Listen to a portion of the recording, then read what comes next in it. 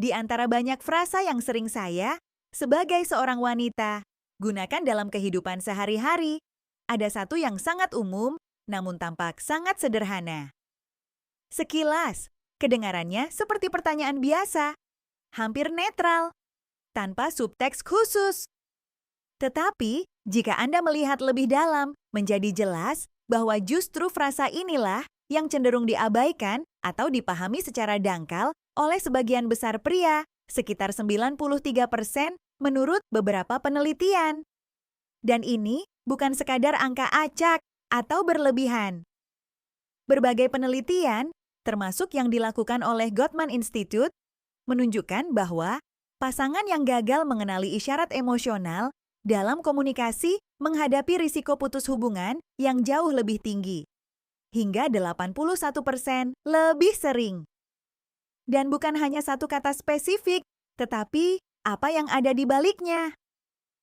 Hari ini, saya ingin meneliti secara detail dua pertanyaan spesifik yang sangat sering digunakan wanita secara tidak sadar atau setengah sadar ketika mencoba membangun keintiman emosional. Dan pertanyaan kedua ini, seperti yang ditunjukkan oleh praktik dan pengamatan, dapat sepenuhnya mengubah pemahaman Anda tentang komunikasi dan hubungan secara umum. Namun, sebelum kita membahas pertanyaan-pertanyaan itu sendiri, penting untuk membahas satu poin kunci yang jarang dijelaskan secara langsung. Saya akan menjelaskannya sesederhana mungkin. Wanita sangat jarang mengungkapkan kebutuhan emosional mereka secara langsung. Dan ini bukan permainan, bukan manipulasi, atau upaya yang disengaja untuk menyembunyikan sesuatu. Di baliknya terdapat fondasi psikologis yang jauh lebih dalam, yang telah berkembang selama waktu yang sangat lama. Ini adalah semacam mekanisme pertahanan emosional alami yang tertanam dalam perilaku. Terus terang, alih-alih permintaan, langsung untuk kedekatan atau dukungan, bentuk tidak langsung sering digunakan.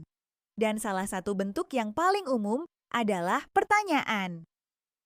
Ada dua pertanyaan yang, dalam konteks ini, bertindak hampir seperti kode emosional tersembunyi. Anda mungkin telah mendengarnya puluhan kali dalam hidup Anda. Dan mungkin Anda sendiri, seperti kebanyakan orang di sekitar Anda, bahkan tidak memperhatikannya. Dan begitu saja, pria sering menjawabnya secara otomatis, singkat, formal, atau bahkan dengan mengubah topik sama sekali. Tidak ada, saya tidak tahu, semuanya baik-baik saja. Dan pada saat itu, sesuatu yang sangat penting dapat terjadi tanpa disadari. Pintu emosional yang saya coba buka tiba-tiba tertutup. Hari ini, kita tidak hanya akan menyebutkan pertanyaan-pertanyaan ini, kita akan mengeksplorasi mengapa pertanyaan-pertanyaan ini muncul, apa yang ada di baliknya, apa yang sedang dievaluasi pada saat itu, dan yang terpenting, bagaimana menanggapi pertanyaan-pertanyaan tersebut jika Anda benar-benar ingin membangun hubungan emosional yang mendalam, bukan hanya komunikasi formal. Karena terkadang satu jawaban otomatis dan kering dapat secara bertahap, hampir tanpa disadari, menghancurkan keintiman antar manusia. Dan sebelum melanjutkan, penting untuk memahami konteks keseluruhannya. Menghafal pertanyaan-pertanyaan itu sendiri tanpa memahami maknanya, seperti menghafal kata-kata dalam bahasa asing tanpa mengetahui artinya. Anda tampaknya mengucapkannya dengan benar, tetapi Anda tidak memahami artinya.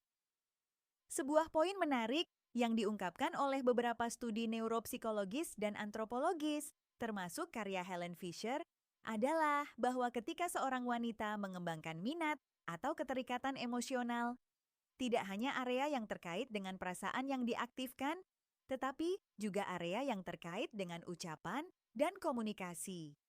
Kita berbicara tentang area otak seperti area Broca dan area Wernicke yang bertanggung jawab untuk memproses bahasa, makna, dan membangun dialog. Dan ini adalah poin yang sangat penting. Karena ini menunjukkan satu hal sederhana. Bagi banyak wanita, koneksi emosional dimulai bukan pada tingkat fisik, tetapi dengan komunikasi, dengan kata-kata, dengan dialog, dan terutama dengan pertanyaan. Tetapi muncul pertanyaan logis. Mengapa pertanyaan? Mengapa bukan frasa langsung, pernyataan, atau deklarasi yang jelas? Dari perspektif psikologi evolusioner, sistem verifikasi internal selalu ada sebelum adanya keterbukaan emosional. Ini bukanlah sesuatu yang modern. Ini adalah mekanisme yang berkembang ribuan tahun yang lalu sebagai sarana perlindungan. Di zaman kuno, memilih orang yang salah untuk keintiman dapat memiliki konsekuensi nyata. Oleh karena itu, otak telah mengembangkan cara yang lebih lembut dan kurang langsung untuk menguji orang lain melalui pertanyaan. Pertanyaan tidak hanya meminta informasi. Pertanyaan mengamati. Pertanyaan memungkinkan reaksi untuk dinilai. Pada titik ini, bukan hanya isi jawaban yang dinilai, tetapi juga cara penyampaiannya. Nada suara, jeda, perhatian, keterlibatan, ketulusan, spontanitas. Seperti yang dicatat oleh psikolog Sue Johnson, banyak dari pertanyaan-pertanyaan ini menyembunyikan makna batin yang sama, meskipun tidak diucapkan dengan lantang. Bisakah saya merasa aman bersamamu? Dan disinilah seluruh dinamika emosional dimulai. Sekarang, mari kita beralih ke pertanyaan pertama. Pertanyaan ini sangat sederhana, sehingga kebanyakan pria bahkan tidak menganggapnya sebagai sesuatu yang signifikan. Itulah mengapa pertanyaan ini berfungsi sebagai semacam filter. Pertanyaan ini terdengar seperti ini. Apa yang sedang kamu pikirkan? Sekilas, ini adalah frasa yang sangat biasa, hampir seperti formalitas, sesuatu yang dapat didengar puluhan kali dalam berbagai situasi, di dalam pesan teks, di rumah, dalam percakapan, dan sangat sering reaksinya sesederhana itu, tidak apa-apa, ya sudahlah, tidak masalah, atau bahkan mengganti topik. Tetapi pada kenyataannya, pertanyaan ini jarang hanya tentang informasi. Ketika saya, sebagai seorang wanita, mengajukan pertanyaan ini, saya biasanya tidak secara harfiah mencoba mencari tahu isi pikiran Anda. Ini bukan pertanyaan demi fakta. Pada intinya, ini adalah undangan untuk koneksi emosional. Seperti yang ditunjukkan John Gottman dalam penelitian jangka panjangnya, di mana ia mengamati ribuan pasangan, kemampuan untuk memperhatikan dan menerima undangan kecil untuk berdialog seperti itu secara langsung terkait dengan kualitas hubungan. Dan sebaliknya, mengabaikannya secara bertahap meningkatkan jarak antara pasangan. Karena di balik pertanyaan sederhana ini, terdapat sesuatu yang jauh lebih halus. Ini adalah upaya untuk terhubung dengan dunia batin Anda. Bukan pada tingkat logika, tetapi pada tingkat kehadiran. Dan ketika jawabannya adalah kekosongan, sebuah tidak ada apa-apa yang singkat atau ketidakpedulian, hal itu dirasakan bukan sebagai kurangnya pemikiran, tetapi sebagai kurangnya akses kepada Anda. Seolah-olah ada pintu, tetapi pintu itu tidak akan terbuka bahkan 1 sentimeter pun.